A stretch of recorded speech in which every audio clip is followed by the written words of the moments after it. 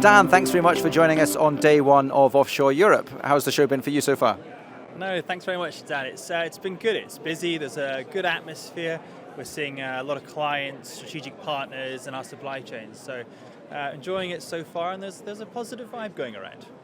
Good to hear, good to hear. So your role is fairly global, so I'm delighted to be speaking to you to give us a kind of crow's eye view of what's happening market-wise just now. But just before we do that, give us an overview of Proserv as an organization. So Proserv is a global technology controls company, and we focus on the subsea, topside measurement sampling, and then we have a growing renewables arm as well.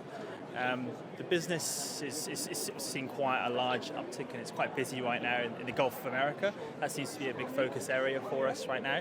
And as we sort of globalize further, West Africa, even Australasia are areas right now that we see quite a lot of potential in the near term. And I think it was quite good. We've been speaking to a few companies this morning. Companies are still very much working from Aberdeen to deliver global projects, which is great to hear. What areas specifically do you think will be hot over the next kind of 2 to 3 years? We see the same sort of split we have here now. I mean, we have a large workforce in the UK, but sort of 80% of our business is actually done out of the UK.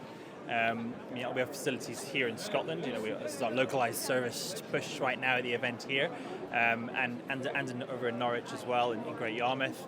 We have facilities in Norway, Houston, and the Middle East as well. So our big pushes and our big sort of growth areas right now is Brazil, West Africa, and sort of South Asia, really. Excellent. And if we look at some of the headwinds, if you like, globally with some of the tariffs, for example, that Trump's been putting in place over the last kind of 6 months, how has that affected your organization? We look at driving costs up a little bit on our export side of things. The renewables side of things has paused a little bit as we see that everywhere. But in realism, we are much more of a conventional energy business as we look to start transitioning more into renewables. We started that journey about 5 years ago, and it's been slow. The appetite's been slow. There isn't the work sort of environment that there is in the conventional energy space in our markets. But we're continuing to push on that, and we are looking at more investment in that space. But we have to pair that up with the return that we're seeing. And right now, the conventional energy space is just providing a much better return on our efforts. Fair enough, and I think that's kind of been echoed with the recent announcements in Norway. If they've just had their largest ever oil and gas round. You guys are based over in Norway. How do you see the market there? It's positive. Norway is a pretty stable market for us. It always has been throughout really all of our core businesses. We have 2 facilities there, and it's busy.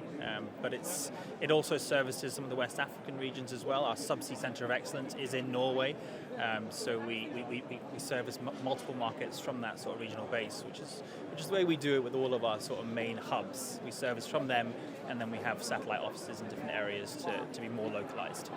It's clearly working very well for you. Final question is looking ahead at the future. What can we expect from Proserv? Always a difficult question. You're smiling straight away. But over the next kind of 2 to 3 years, what can we expect from Proserv? We're going to continue that globalization journey. Going to continue looking at the markets, looking at Brazil, West Africa, and then we are still focusing on the transition into renewables. So we're still focusing on pulling our technology ethos into that renewables environment. We've started that. It's been slow, but we are continuing to invest in that technology, in different technologies, and looking at other investment opportunities. So for now, globalization and a watchful eye and an investment view on the renewables space.